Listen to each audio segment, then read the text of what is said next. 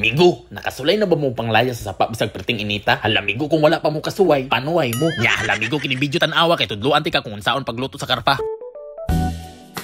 Tara migo, murag napulaan na mo sig manok-manok migo, mo nang nahuman na matag pabukid migo, magpasapa na punta pero naglibog ko kung sapa ba jud ni siya or kanal. Pero sultian ti ka migo kining sapa sa una. Dili gyud ingon ani ang original nga color niya kay perti jud ning tinawa. Migo aside sa lami siya liguan dagan pa jud pagkaon nga pwede nimong kwaon. Maong migo karong adlaw akong itudlo sa inyo ha kung unsa nang pangpanlaya. Sa amuang lugar migo kanang ginait sa dira nga murag pokot laya ang tawag ana sa amua.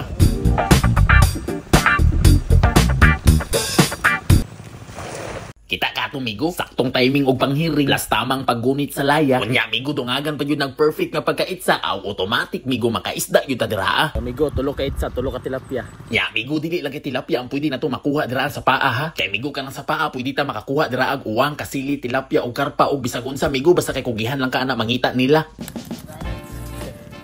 Upat ka itsa, upat ka tilapia. Ya migo, speaking of karpa, aw di ta muundan dira pangitsa hantud sa di ta makakuha karpa dira. Kay ang karpa migo muna ang main ingredient sa atong lutuon karon. Migo ato sa papahuwayo ng mga manok sa silingan kay aron nga nay chance mo daghan. Kay aron migo nga pagbalik nato papanguha sa mga manok nila, dagko na sila og makaon na. Kay last lili na ko migo mga piso pa. O migo nakakuha na pud tag tilapia ha, bahalaga may basta kay kanunay. Grabe migo kaning trabaho makalingaw ba kay last ako pampanlaya pero ti pa na akong bata. Ya sa una migo kabalo ba mo katong bata pa ko. Dili na importante sa kuha kung nay makuha isda o wala, importante makaligo sa sapa. Nakuha busy ah. Nya migo kay karon dako naman ta automatic kailangan jud nato makuha dako nga karpa. Tingnan niya nakabuhi. Kabuhi ako. Kagisi ako laya. Kagisi. Ano? No. Oh no. Purbidan dako ah. Migo di man pud ni basta-basta makuha ning karpa ba nagisi gud among laya nga dala. Malas yun taron. Bilang kinanutay ko ha. Nya migo sa kadugayan na mong itsa-itsa o pagpangita niya aw nakuha ra gyud namo ang karpa. Kamay na, dako kay to ganina. Uy, bukog-bukog yun. Dako dito ko. Nya migo ang karpa nga dugay na nato gipangita kay ato naman nadakpan aw di na naguro nato nilangayan ang pagluto ato ng sugdan. Kamay pa gani na pag ganito mas dako pa ni.